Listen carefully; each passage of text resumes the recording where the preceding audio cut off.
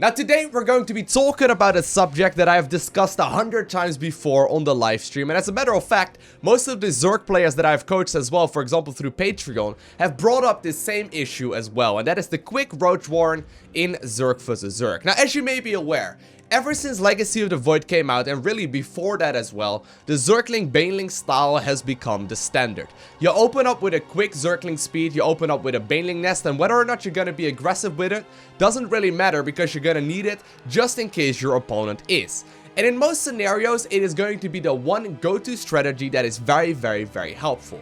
However, as you may be aware, a lot of players do not feel very comfortable in their Zergling Baneling micro, and they've tried skipping this stage out altogether, by just simply getting the Roach Warren as quickly as possible. Now what I got for you today is a Zerg vs Zerg that I played a couple of days ago, and in this particular match, my opponent decides to do just that. He's gonna go ahead and goes for a quick Roach Warren, and he's gonna try and hold on to my aggression using that Roach Warren. And honestly, let's face it, usually going for that quick Roach Warren is a terrible idea. So when you are going for the quick Roach Warren, you really leave yourself vulnerable to two options. First and foremost, you're gonna do some roach aggression off of two bases, and your opponent is going to have to deal with that. And the second option is that you're gonna try and use the roaches to defend a third base. Now, in my experience of trying to execute both, I have never really seen any success in either of the options. So first off, let's discuss when your opponent is wanting to go for that early Roach Warren and he's planning to do some sort of pressure.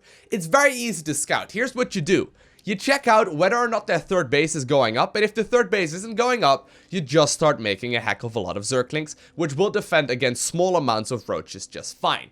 Scenario number 2 is where they're gonna make a couple of roaches to try and hold on to that third base, and they're gonna be using that army to hopefully not die to the massive amount of Zerglings that your opponent can put out. And in that scenario, it is also a great idea to be making a lot of Zerglings just to never allow your opponent that third base.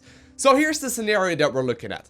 I am currently running up with my very first set of Zerglings, and this is what I'm scouting. I'm clicking right here, and I'm seeing like, hey, there is an extremely early Roach Warren, and already alarms will go off in my head. I know at this point in time that my opponent is going to be extremely vulnerable if he wants to take a third base, because he's gonna just simply not have a lot of stuff to defend both his main, as well as his natural, as well as his third wit. Like, his army won't be able to move about the three bases nearly as quickly as I would like it to. So in most scenarios, if I just simply make a lot of stuff, I'm going to be able to at the very least put a lot of pressure on him.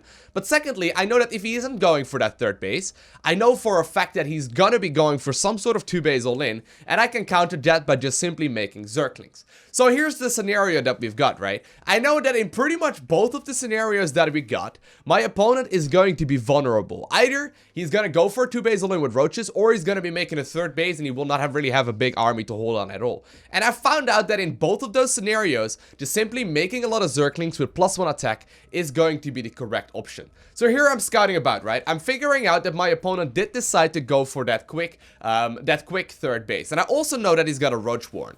Now, by the timing of the Roach Warren, I can tell you that he does not have a Baneling nest. It just simply isn't going to be possible. So what I'm going to do is just save up Zerglings. And this is going to be a little bit dirty. There's a little bit of a dirty style. But honestly, I have not lost a game with this ever since. So here's the thing. If you see your opponent going for a quick third base and you know that they've got a Roach Warren out, all you need to do is just simply start making non-stop Zerglings with +1 attack, and as soon as +1 attack finishes up, you're gonna go for the engagement. And since I've been going for +1 attack almost all of my Zerg vs Zergs as of late, I mean, it just seems to be one of the strongest builds, it really isn't viable to go for the early Roach play. And as a matter of fact, I'm still convinced that if you do go for the early Roach play, and you're allowed to pull it off, it basically means that your opponent just simply didn't punish you for it. It just leaves you so extremely vulnerable as you just don't have enough to hold on to both the natural as well as the third base. And by just simply making a lot of stuff, your opponent is going to be able to overwhelm you.